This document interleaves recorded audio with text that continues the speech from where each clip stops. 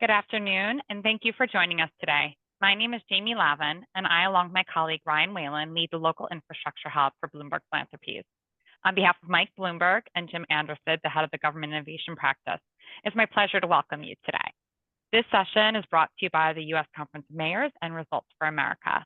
And today, we're going to discuss how federal funding can be used to improve roadway safety and sustainability and make cities more equitable and accessible. We're excited to be joined today by two federal officials who will discuss how the Biden administration is deploying historic infrastructure dollars to drive transformative results in communities around this nation. They will also discuss upcoming grant deadlines and strategies for developing strong funding applications, particularly for the RAISE program. First, I'm pleased to welcome Shaylin Batt, Administrator of the Federal Highways Administration, who before this role worked in multiple states to improve roadway safety, address transportation's impacts on our climate, and ensure that transportation systems deliver equitable results. Maybe most importantly for today's audience, Administrator Batt started his career working in Toronto and for the Bowling Green, Kentucky MPO. So he understands the challenges local governments face in working with their regional, state, and national partners. Administrator Batt, thank you so much for being with us today, and the Zoom is yours. Well, thank you so much, and it's an honor to be asked, and I just really want to appreciate Bloomberg and everyone for jumping on here, and just when I think about the bipartisan infrastructure law, it's like this big shiny mass of $1.2 trillion just somewhere over the horizon, everywhere I go across the country, I hear from people saying things like, if only we could get access to it, or how do we actually turn this into a successful project? And that's what I just wanted to the light off, see how that does. Start out by just highlighting is that it's one thing to win a federal grant, or to have somebody decide that they're going to put a project in your town. It's an entirely different animal to actually turn that award announcement into a successful project and get to a ribbon cutting. And so, throughout my career, whether it was beginning my career with the city of Toronto, trying to reduce single occupant vehicle trips, or running an MPO in Bowling Green, Kentucky, and for the 10 surrounding counties, I've always been very aware of the challenges that local entities face in delivering these projects. I've also run two state DOTs. I was the Secretary of Transportation in Colorado and in Delaware. And in both of those places, I thought we cultivated really excellent relationships. I think about DRCOG, the Denver Regional Council of Governments, and CDOT. We actually would just pass through a lot of our CMAQ money to them. And we worked really hand in glove to deliver projects like the $1.2 billion, what it's called the Central 70 project now. It's the CAP over 70 that tore down a 50-year-old viaduct. We worked with Denver to deliver that project. It's now the model for a lot of these reconnecting projects that are out there now. I remember working in Delaware with cities like Wilmington, but even cities like Lewis, or even smaller towns, and saying, how can we be a successful partner? So what I would just say, I'm going to let my colleague from OST maybe talk about the RAISE grant specifically, but there's a ton of money that's coming out from formula funding. We have a ton of discretionary programs, both that OST is leading, that federal highways, where the bulk of the funding exists, whether it's Protect, CFI. We are just incredibly fortunate at this time in transportation to have all of these funds. But I would say cultivating a great relationship with your state DOT partner is probably a really good way to get there. And I hear from states all the time saying, Administrator Batt, it's great that you had that relationship, but that's not, what we hear now, or our state may not be as receptive. But for all of us here, when this $1.2 trillion bill is done, and we're about halfway through it, we're going to have to go back to the American people and to Congress and say, let's reauthorize the funding bill. And quite frankly, if the story is, well, we got a bunch of money, but because this state or this city or this municipality couldn't quite get it done, the American people don't care about what level of government didn't execute. They're just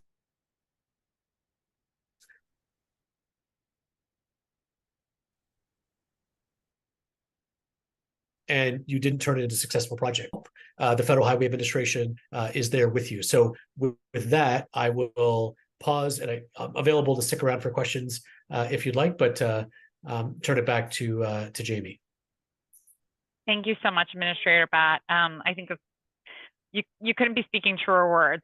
We're all really focused on how we're going to tell the story of what these dollars did and how they actually improve people's lives. So with that, I'm going to turn to your colleague at the U.S. Department of Transportation, Andrea Jacobson, who leads the program manager for the RAISE program. We're excited to have you here to share the practical information that cities need to develop ambitious projects for RAISE funding. And when Andrea is done, we're excited to welcome questions for both Administrator Batt and for Andrea. So I want all the city leaders who are on the Zoom right now to be thinking and formulating some questions, because this is your chance to ask the people who, have their fingers on the pulse of this funding. So with that, I'll turn it over to you, Andrea. Well, thank you so much, Jamie, and really appreciate the invite to speak about the RAISE program. It is, in fact, a very unique opportunity, as many of you know, and it's unique in that it enables local governments to receive surface transportation infrastructure funds. If you want to go to the next slide, please. Yeah, thanks. It enables localities to receive funds directly from the Department of Transportation. And in fact, the majority of our RAISE grantees are units of local government, so cities, towns, and counties. These grants are merit-based. They are awarded on a competitive basis to projects that align with our statutorily required merit criteria. And we're required to have them represent both a geographic as well as modal diversity. So that means that the department is awarding a variety of project types, including roads, rails, trails, transit, and port projects directly to towns and cities across the country each year. Next slide, please.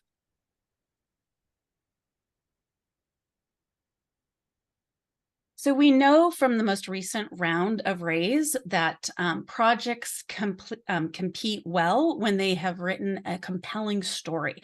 That's how I like to describe it to our applicants. It's a story that clearly defines the transportation problem in their community and explains how their proposed project was the solution to that problem, and who will benefit and how far-reaching those benefits may be they in the local community, they may have regional impacts, or reach as far as nationally. Those benefit claims are supported through data. We do a lot of talk about data-driven responses. We also need descriptive details. Successful applicants are able to bring the reviewer to the community for which this project is proposed. So keep in mind, evaluators may know nothing about your area or the transportation problems facing it. You are the experts on your projects and your communities. You know both of them best. So use the RAISE application as your opportunity to educate our reviewers. You want them to know why your project is absolutely essential to solving this transportation problem, why RAISE funds are necessary to do that, and how those outcomes that you claim and describe in your application will come to fruition. So again, only you can bring your project to life for our reviewers. You can explain, for example, somebody explained this to me in a debrief, which I'll talk about debriefs in a moment, but the other day somebody explained to me about how roundabouts were innovative for their community. Or perhaps you want to talk about an at-grade rail crossing that closes traffic 10 times a day and delays emergency response vehicles and first responders. Or perhaps you have gaps or adequate sidewalk coverage, putting school children at risk if they walk to school. Perhaps you've got visions for connecting affordable housing with the laying of new roads or streets in your community, or perhaps you're connecting to affordable jobs. Perhaps you have salmon and you need culverts. You need to modernize your culverts to allow for the flow upstream of your salmon. And again, you might have rivers in your community that rise above flood levels and cover roads. So bring our reviewers to you and help them understand, not just with data, but really descriptive details that help them understand, your climate. Is it desert? Are you coastal? Is it you freezing temperatures and lots of snow in the winter? Tell us about all of that. And finally, what we know about projects that compete well is they demonstrate a realistic timeline for their project. They acknowledge the risks in their project. All projects have risks, so it's important to identify them and how you will mitigate them if they arise. Projects that compete well also identify all funding sources, and they document those funding sources, are committed to the project. And then lastly, they articulate how and why they have the technical capacity to deliver the project, or they might articulate who they're going to partner with to jointly deliver that project. Next slide, please. So we've learned that many applicants may not be successful in their first submission to RAISE, but we also know that they may become recipients in a subsequent round. So please keep trying. So for example, for RAISE 2023, the department received 1,100 eligible applications that requested almost $15 billion in funding. The department awarded 162 projects from that pool. So as you can see, it's very competitive. But the good news is that we do provide a debrief. As I mentioned before, we talk with you about the specifics of your application. If you are unsuccessful, you may request a debrief. We're not only going to talk to you about the strengths of your application, but we are going to talk to you about areas that you could improve, which would help you make informed updates to your application for a future submission. Other lessons that we've learned from previous rounds is follow instructions in the current NOFO. We welcome resubmissions, but please make sure you're looking at the requirements in the current NOFO and updating your application accordingly.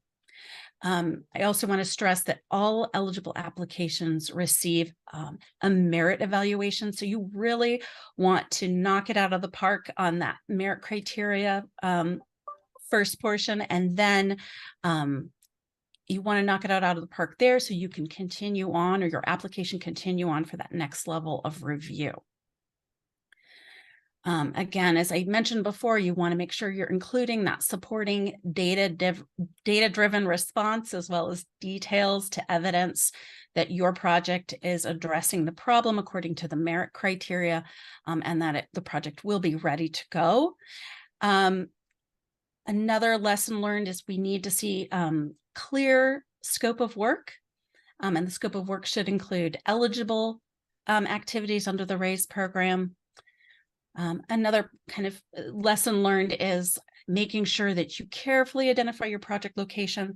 This is critical for two reasons. It can impact the cost share, or what we call the non-federal funding requirements. So if you're an urban project, but in a local, like in a designated area of persistent poverty or historically disadvantaged community, you may be eligible to receive up to 100% federal funding for your project. But again, it is predicated on the accurate designation of your project location. Also, we have different minimum capital grant funding requirements. And those are based on location as well. So really important to identify your project location as accurately as possible. I would add that you should check for inconsistencies in your project budget across your application materials. And lastly, it may go without saying, but I'm going to say it, please submit the full application and do so on time. Next slide, please. So to get started, you can turn to the RAISE program website for all things RAISE, past and present. We have frequently asked questions. We post the NOFO once it's available. We post recordings of previous webinars, a list of all applications and awards, fact sheets on previous awards, as well as grant agreement templates. So you can understand the requirements that will follow if you are selected for a RAISE award. We also, the department has a newer resource called the DOT Navigator, and that is a resource that helps applicants in preparing for their grant application. So the DOT Navigator has a lot of resources, including a grant preparation checklist, a climate change checklist, as well as an explainer on conducting benefit cost analysis. There are also additional links to technical assistance resource centers and programs for both applicants and grantees. Lastly, grants.gov is kind of your search engine for federal funding opportunities, not only for DOT, but federal government wide. And it is the only way to submit a RAISE grant application. All right, thank you. And that concludes my remarks on the RAISE program. Thank you so much, Andrea. Thank you all for the questions in the chat. You guys got it. We also are really fortunate to have Kim Bathrick from USDOT, from Andrea's team, on today. So if we don't get to any of the questions that you've asked, Kim has graciously volunteered to answer as many as we can in the chat. And so our first question came from Kalamazoo, Michigan. Kerry Williams, if you want to just unmute yourself and if you're able to put your camera on, and you can ask your question.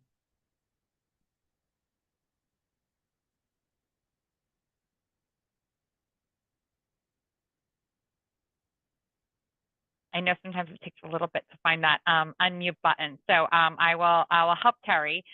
She said that Kalamazoo received a RAISE planning grant. How does that impact DOT's view of construction grant for the same project once planning is complete?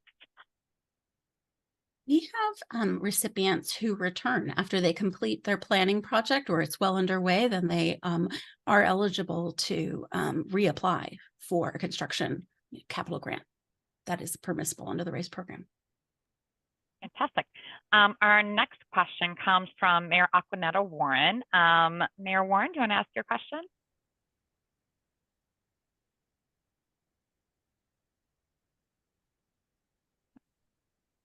Okay, sorry, had problems unmuting. I'm not trying to be greedy, but I'm part of the needy. We were awarded a great RAISE grant for $15 million. It has opened up an economic corridor now. Can I reapply for more money? Yes. First, congratulations on your RAISE grant. But yes, being a past recipient does not preclude you from applying again. We welcome you to reapply. Thank you. And our next question is for Administrator Batt, and it's really about, how do you see the formula funds fitting together with these discretionary funds to really move forward transportation systems? We know that these, as Andrea said, these are really competitive programs, these discretionary ones. How should cities be thinking about leveraging formula funds and working with their states? Yeah, look, the RAISE grants now were the Tiger grants when I was an Obama appointee. And so I think they're called Build, maybe under the last administration. So everybody has like a little different take, right? On under the Obama administration, we were all about livability and partnering with HUD and DOT and EPA to create livable communities. And, now we're talking about equity and, some very similar concepts, but it's just a little different take. And so I think it's important to understand on the discretionary side, what's the tune that will get you the most upvotes from the judges in America's Got Talent, or whatever the voice competition that this is. I would also, and I think Andrea did a fantastic job of highlighting how you get in there. I would also just add hitting the construction milestones and the delivery milestones also very important. So while you're telling that story, we also have to be able to see and understand, like, how does this project actually get delivered? Because there are deadlines on the money. It does, you do need to hit those milestones. And so that's something that a lot of our reviewers are also looking at as well. And then I think the formula funds, again, I mean, quite frankly, for a lot of and I hear this from a lot of folks on these calls, right, that the states aren't listening to us. The states don't really care about what's happening in cities. And I used to get this a lot in Colorado, where people would say, you spend way too much money in Denver and you ignore the rest of us. And I was actually, no, the people are in the Denver metro area. The economic growth is in the Denver metro area. We actually probably need to spend more of our money there, but let's not do the data-driven analysis that Andrea talked about on that. We'll just agree to disagree on this. So again, I would come back to that states are going to spend their formula money. What I am trying to highlight are states that are doing a good job partnering with locals, and let's reward them for their good behavior. So I'd say if you've got a good example of like a state partner who's working well with you, let us know. And if you've got a state that could use some encouragement, feel free to reach out to me as well. I'm happy to come broker a little bit of a détente. That's really good advice. I hear often about those states in the latter the latter grouping, and I think it's really important to know that you have partners in the federal government who can be helpful, whether it's thinking about broadband funding and working with your states, or thinking about money for transportation systems. So Mayor Lake of York, I know that you have a question. Would you want to come off mute and ask your question? Yes, hello. How are you today? This is Mayor Lake with the City of York.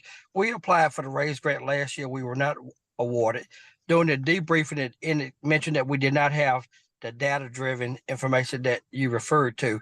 For a rural community in West Alabama, it's kind of hard to get that data. Is there any way we can get some technical assistance to help us determine what data we need and how do we go about getting it? Thank you. Yes, exceptional question.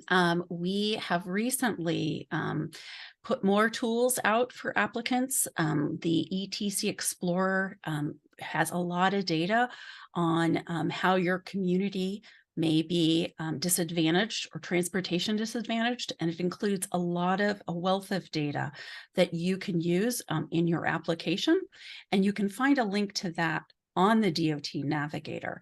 And that link was in the slides, and I don't know if it can be put in the chat, but the DOT Navigator has a lot of tools for the data that we're looking for to support the benefit claims, to both define the current transportation problem and then to, explain the potential benefits of the project upon completion. So we've heard, and we definitely are trying to make data available to our applicants. I'll just also put in a plug. The Local Infrastructure Hub has been running boot camps for communities with a population of 150,000 or less, because we know that you struggle with the ability to pull together this type of information for an application. And so I'll be sharing a little later in the chat. If you want to get support, our RAISE bootcamp has already started, but I'm sure we can get you in if you need some help, especially with your data. And we have specific sessions on that data capacity. Great. I'm going to do moderator's privilege and do one more question, because we have Andrea and Administrator Bott. And I just want to ask, Dave Gatton had asked, does the number of RAISE applications imply cities need more direct funding? He votes yes. Do we need more local block grant funds to meet demand? How are you guys thinking about this? Maybe it's a little bit tricky for you to answer. I'm happy to take that. I think that there's always going to be a demand for more transportation funding. And I have always said that the best decisions are made at the state and local level. Now, I will say that I think that when the MPO process is working properly, when there is trust on both sides, that's when you get better outcomes. What does not work well is when you have a bully on either side of the equation. And but I would also say, too, you also be careful what you ask for, because federal funding comes with pretty intense federal funding requirements. And just like the mayor from York, Alabama was saying, like, hey, we're a little bit under-resourced. You want to make sure you just have the ability to deliver, and that's what state DOTs have been doing for a while. And the final piece I'd just say is that's a congressional question, right? Like for the next authorization. And I would just finish where I started, which is like, it's so critical that regardless of the branch of government that we deliver on, or maybe the level of government, we deliver on this program, so that when we come to the next funding, it's about how do we get more, as opposed to, well, you didn't deliver on X, Y, or Z, and so we don't need to fund you at that same level. Yeah, and I'm just going to put in a plug again. We're going to be having a session to celebrate the 2-year anniversary of the Infrastructure Investment and Jobs Act. That's going to focus on exactly this piece, right? Like, these are long tail projects that often you won't see the results of for a little while. How do cities start telling the story of these investments even before the concrete is poured, or while, you know, the street is being dug up and people are only seeing the negative consequences of it? We want to make sure that you're able to help your communities envision what the transformation is going to mean and how it's going to help people. I know we're about to get to that in our policy panel. So I just want to really thank Administrator Batt. Thank you, Andrea. Thank you, Kim, who's been answering questions in the chat, and Carly will try to get to yours in the chat. I'm sorry we ran out of time. Thank you for your time and for your service, and we really appreciate it. And now I'm going to introduce our fantastic policy panel made up of mayors and city leaders who have been, anxious. We're working really hard to apply for these funds, and now they've gotten them, and what are they going to do with them? So first, I want to introduce Mayor Aquanetta Warren of Fontana, California, Mayor Fred Teague of Russellville, Arkansas, who is joined by Russellville City Planner Sarah Jondal, and Mayor Barbara Buffalo of Columbia, Missouri, who is joined by Columbia's Director of Public Works, Shane Creech. So we have a great panel, star-studded, and so I'm going to start with you, Mayor Warren. It's so great to see you again. The last time I saw you was at the U.S. Conference of Mayors meeting in Columbus, Ohio, and you were talking about the RAISE application, how you had successfully won a RAISE grant, and what it took to do that, including telling those really compelling stories of children who couldn't get to school because of the access that they were missing. You've gotten the money. You got a $15 million grant to increase lane capacity and develop an integrated traffic system and help students walk and bike to and from school. Can you tell us a little bit about how the project is promoting transportation equity and how it's progressed since you were awarded funding last year? Well, I got to tell you, this whole journey has been just wonderful for our community. Everyone is still very excited. We even had the U.S. Secretary Pete Buttigieg join us to see what we were doing, and that just turned the whole community upside down in happiness. We are now basically working with Caltrans, which is our DOT in California, and we're expecting the bids to go out for construction no later than September of next year. There was a lot of pre-work that needed to be done with all of our partners here, with our utilities. Everyone came together. The meeting was so packed, I gave up my chair because I needed them to sit down and get to work. And so we anticipate finalizing all our plans by the end of April. And once those final engineering plans are done, we've sent out our bids. We know that we will be completed within 15 months. But on an update, we now have been working with various landowners that are in the same area for economic development. And we are working on, right now, looking at making some of that area a hospital corridor for medical needs. We saw during COVID, people being treated out in parking lots, and particularly in the Inland Empire, which encompasses Riverside County and San Bernardino. We're in San Bernardino County. We don't have enough resources. So the idea of creating that corridor for our students and being able to look down the street at a hospital corridor that is also potentially could be training for new doctors and nurses and other technicians, we're excited about. So those are the discussions we're having, and the entire community is anticipating the great transportation roundabouts, the street lights. We were able to put a street light on a corner recently as a result of this grant that was so needed for so many years. I look at my kids, they started off at this high school that had all these problems, and they cannot believe when they come back home how much has been done, and new sidewalks. But I got to tell you, the story that you tell to DOT has to be one not just from your lips, but from the people that will be most impacted. And that's what we did. And as a result, even those graduating seniors that participated, we're going to always try to keep up with them, let them know what you did that day in that video, it came about. I just want to thank the United States Transportation. I want to thank you as Conference of Mayors. And anytime I have an opportunity to tell you how great the RAISE grant is, I will take it. Thank you. Oh, thank you so much, Mayor Warren. I think it's so important what you talked about, like really developing this portfolio approach to thinking about the project. It's not just about this one corridor, but what else could you do and activate as a result of that? And it reminds me a little bit of what Carly was asking in the chat, because you want to be thinking about how this is going to impact the community outside of just this one, corridor that's going to be rejuvenized. And so next I want to come to Mayor Teague of Russellville. Russellville has a population of approximately 30,000 residents. So we're really excited to have you here today to encourage some of our smaller cities to apply for this program. I often hear from smaller communities, it's a lot to apply for a federal grant.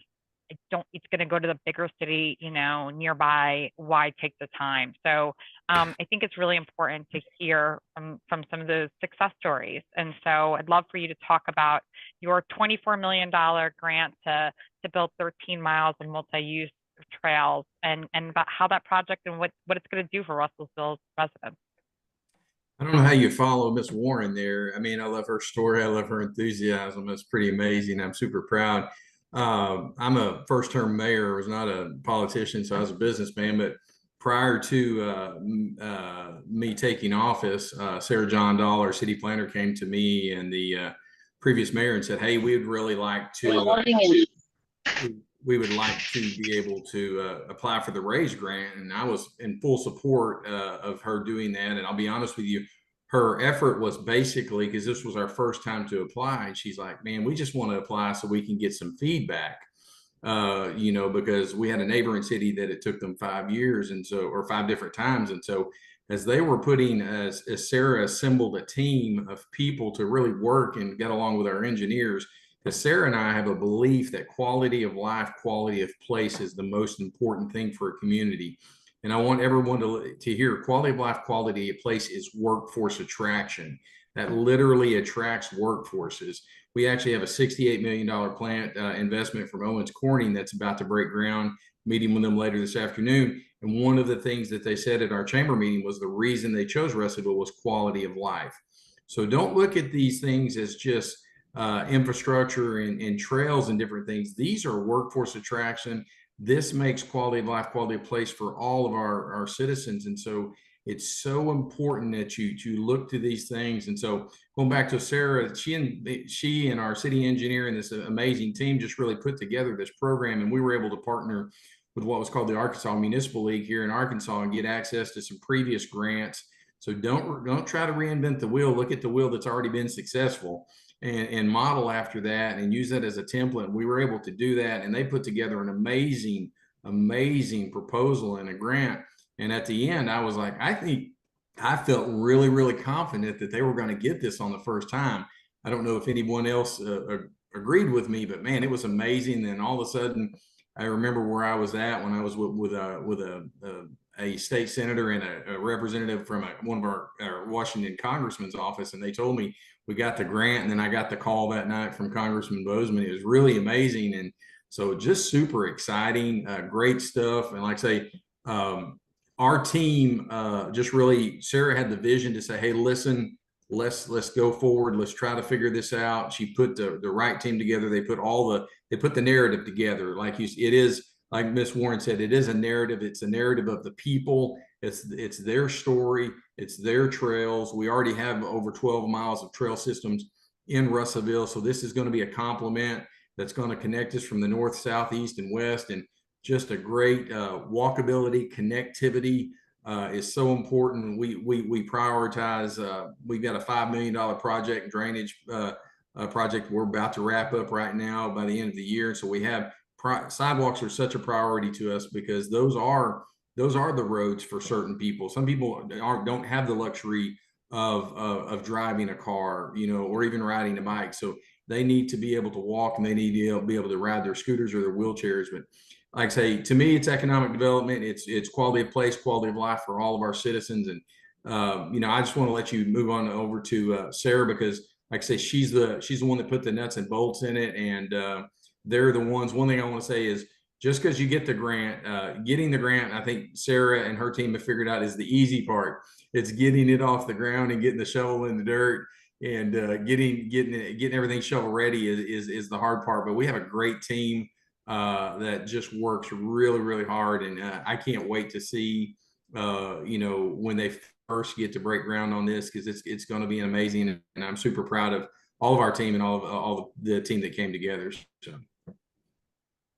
Thank you so much, Mayor Teague. I am going to get to Sarah now, and would love to just hear how you worked with Russellville's residents and did the really needed community engagement to get them involved in the planning process, and then what advice you have for other cities. And I think, when Mayor Teague talks about now the hard work begins, how do you sustain their involvement, right? So they're involved in the application process, but they're also involved once you start planning that out, and maybe it's even a little bit easier on a project like this that maybe has some, community service involvement.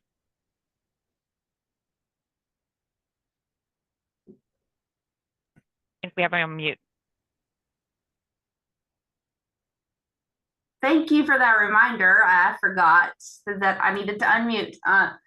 So I'll back up. So we did, you asked advice, so I'll start off with a little of that. I heard of Conway, city just down the road, getting a grant for the trail system last year. And so we actually met with them and asked them a lot of questions. So that's one thing I would advise any other person trying to get this grant, is look for a grant that has been awarded for a similar project that you want to do, because they've already built that foundation. They've already laid the groundwork for you, and you can take what they've done and just build on that. So one of the things we learned with that was was the amount of community support Conway had. And I knew that would absolutely be instrumental in us getting this grant. And so I actually met with the director of the Chamber of Commerce, and we brainstormed who in the community we needed to include in what we called our community advisory committee. And we're actually using them as we move forward with other projects. So we are keeping them involved additionally, but we reached out. It was a team effort between the director and myself to reach out to these people and ask key members that we identified in the community to be a part of our community advisory committee. And so we additionally were working on the grant. It was just the staff. We had a key committee of staff that worked on this. And so by the time we had our first in-person meeting, we already had a good legwork of the trail alignment completed. So we requested from this committee, we asked them, what are their thoughts on the alignment? Were there any areas that we needed to consider that we had not considered? And then we asked them to partner with us by requesting letters of support, and then also to get the word out about our amenities survey that we would be doing.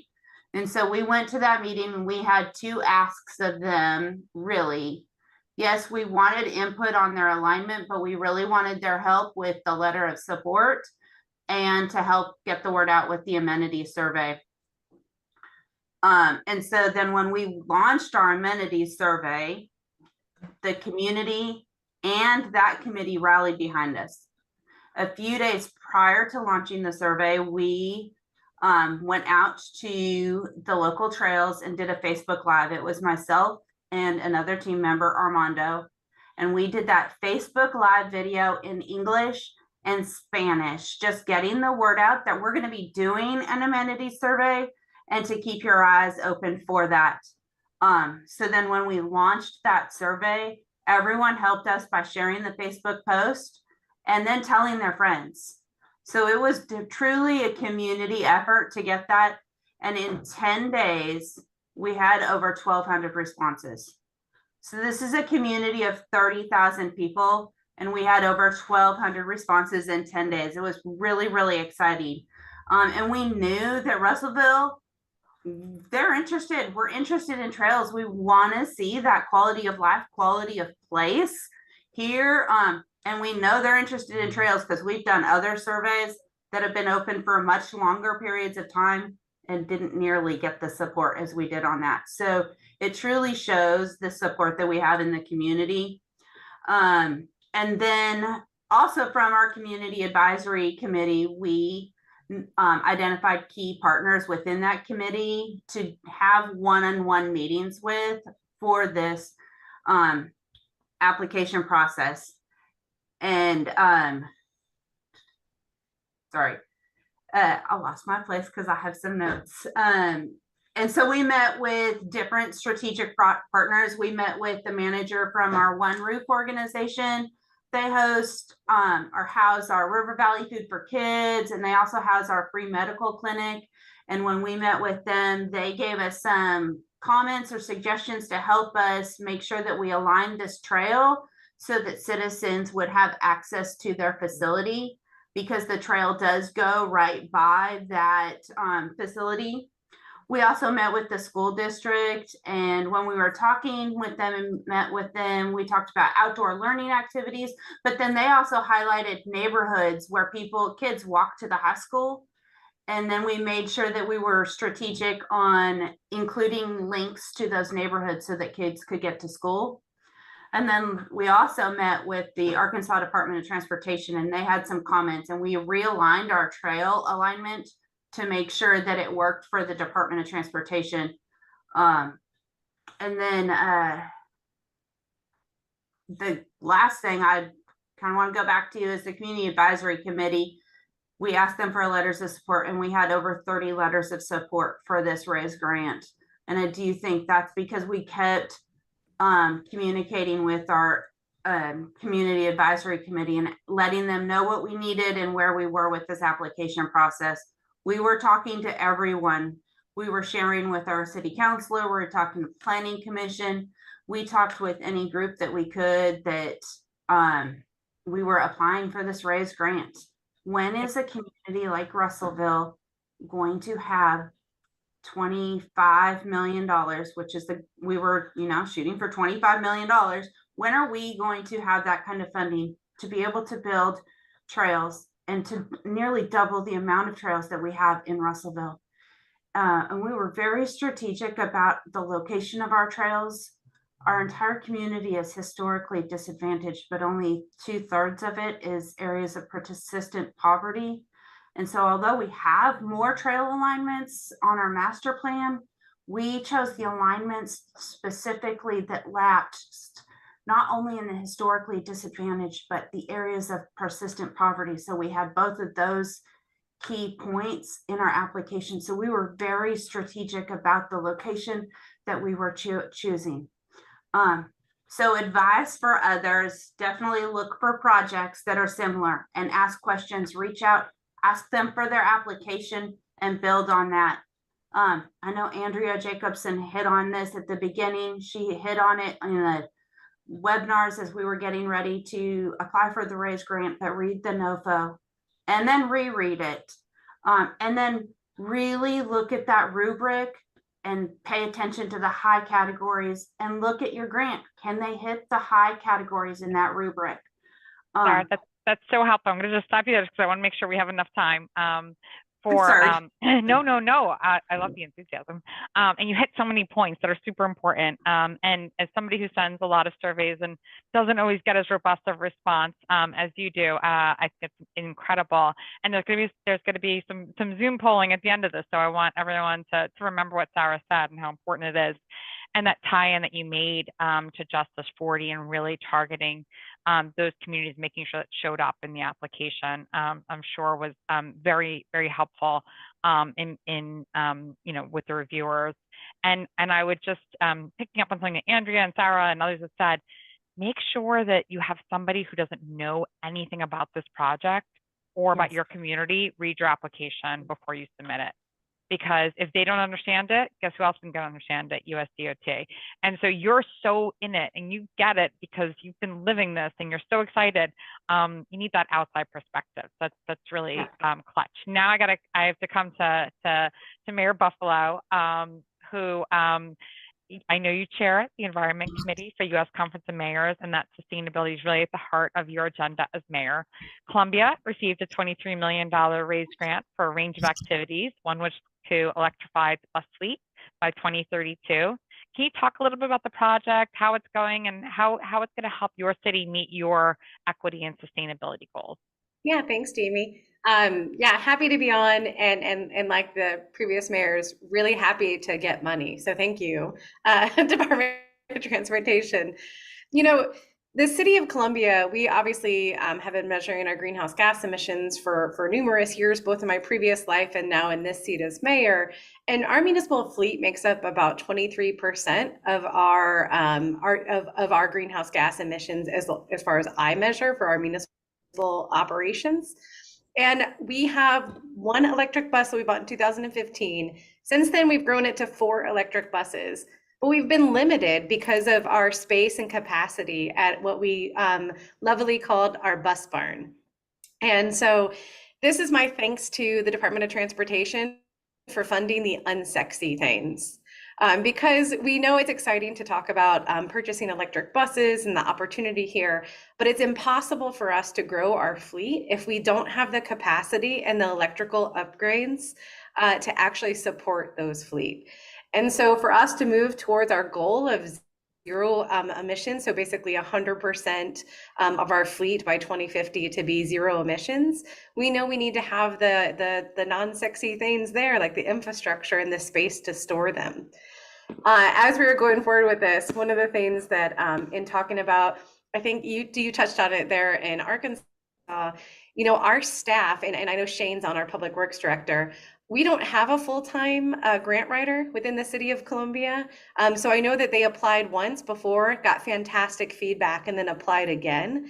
And I want to give a shout out to our city staff, and especially Shannon within our Como Transit, because she went through a grant writing workshop in order to craft a better application. And so especially for us who are maybe like small to mid-sized communities, leaning into this network of support and the resources that are available to us are just what makes it possible for us to be competitive with some of the larger cities that maybe have more resources. So really appreciative to things like the local infrastructure hub and others for helping us be successful in some of these projects. Great. And talking about that unsexy work, because, you know, we keep hearing from everyone that without, you know, upgrades to the grid, upgrades to the infrastructure that sustains all of these electric vehicles, we can't possibly meet the goals, the ambitious goals we're all setting. So Shane, I want to pull you into the conversation. I know you were having a little bit of camera issues, but we still want to hear from you. If you can talk to us a little bit about the application process. How did you decide, you know, the raise was the right program for you? You know, as Mayor Buffalo has talked about, a bus barn wouldn't necessarily be the first project I would think about when I think about a raise grant. So how did you guys spotlight that and then pull together the elements? Sure, and I will apologize for video issues. Mayor Buffalo might tell you it's all for the best that I'm not on video, but this, as she said, this is Columbia's second application for a raise grant on this project in as many years. That we used that feedback we received from the first application, and we had very positive feedback, and used that accordingly with our second application. The city of Columbia has a shared public works maintenance facility, which houses our street maintenance division, citywide fleet operations, and then transit parking and maintenance operations. The facility was built in 1965, and therefore, as you might imagine, is in dire need of upgrades. To that end, Public Works completed a master plan for the facility, and we've been saving money via our quarter-cent capital improvement sales tax to pursue future improvements. However, the total cost of these improvements would take about 25% of our total tax revenue generated over a 10-year time span. And we share that money with police, fire, and all of our roadway and sidewalk projects. Therefore, any effort to move a project like this forward was going to require a grant. That's really important. And I know we only have a few minutes left with each of you. I would love to just do a lightning round. Maybe you take 1 minute. What do you think it was about your grant application that really like moved it over the edge? And you know what we heard from Andrea is that eligibility criteria, right? Just making sure you actually touch on each of the factors in the NOFO is so important. And then there becomes a discretionary point. So I'd love you to maybe be able to touch on, if you can, both of those. What was it about your project and the eligibility piece? And then what do you think moved it over on the discretionary? Oh, I'm gonna start with you, Mayor Warren. We'll go in the same order.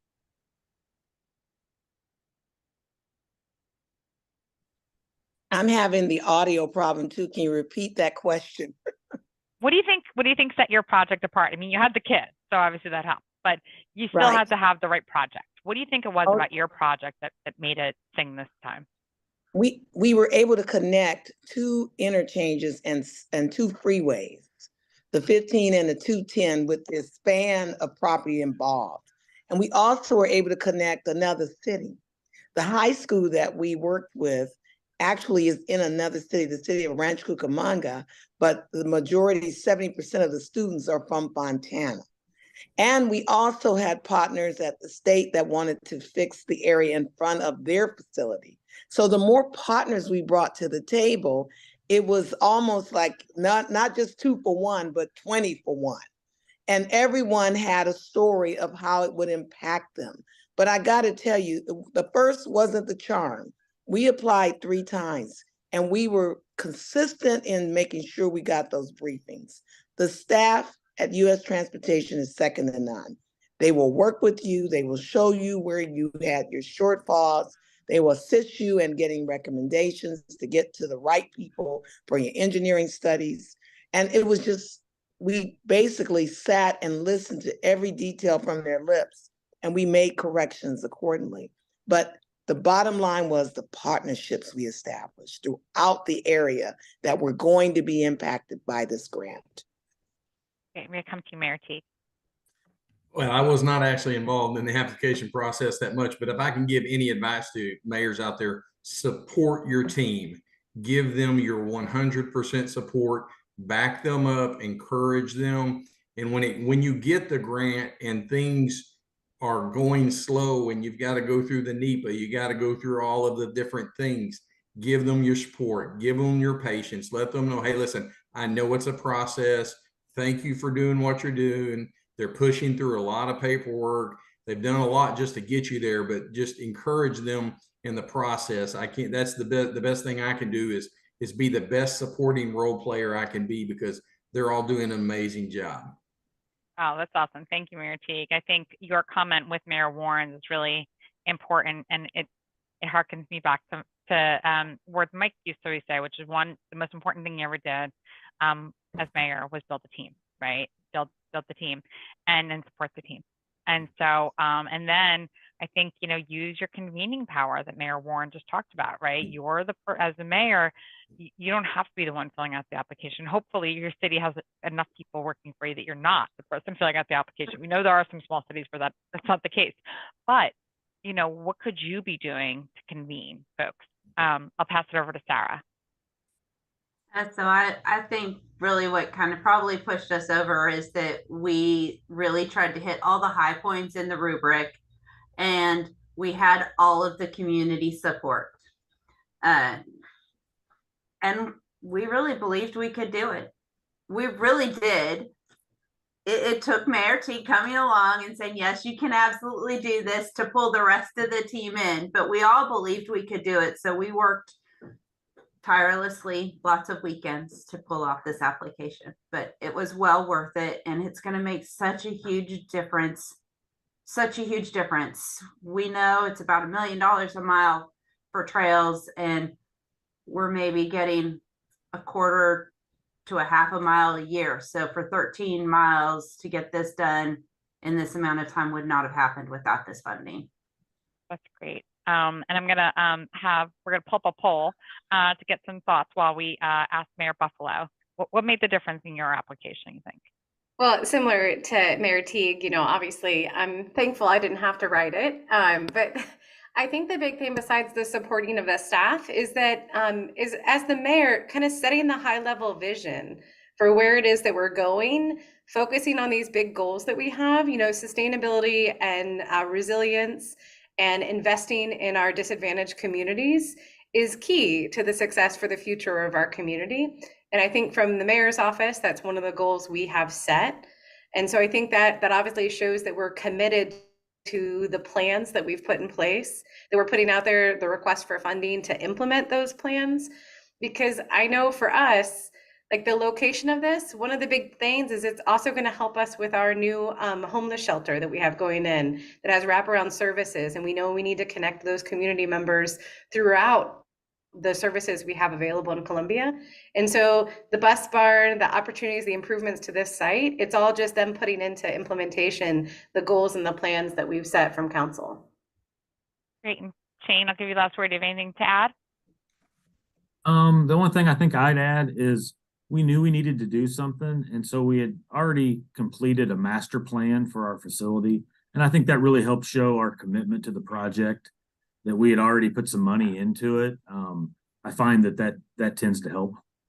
That's absolutely. And I think it goes back to what Andrea said before, which is that, DOT and Administrator hit on this as well. DOT wants to make sure it is not giving funds to a community where this project won't get realized, right? The more you can show that this is a project that has the right people on board, the approvals, and is ready to go, that if the only thing you need is that money, that you're more likely to get it funded. Well, I need to thank you all so much for your participation today, and congratulations on winning. And we can't wait to see the photos and these visions made real.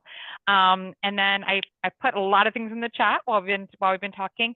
A bunch of those are case stories. We've been working really closely with Accelerator for America and the Drexel University lab on learning more about projects that are eligible for IJA funding. So I've shared in the chat case studies from Albuquerque, New Mexico, Toledo, Ohio, Phoenix, Arizona, and Lincoln, Nebraska that have been awarded funding on projects that are all RAISE eligible. And then I just want to let everyone know, I alluded to it earlier, on Tuesday, November 14th at 2 p.m., we're going to be holding a celebration of 2 years since the bipartisan infrastructure law. And we're going to have federal experts and city leaders come on and talk about, how do you get to success? And then how do you share the story of it to make sure that the effects of it are being felt now and the whole way through the construction process, so that that you're getting your team rewarded and they're feeling that, and that residents know that changes are coming. So please make sure to check out our calendar, the resource on our website, localinfrastructure.org. Thank you so much for joining us today. Thank you to all of our speakers. Thank you to all of our partners, and we'll see you soon.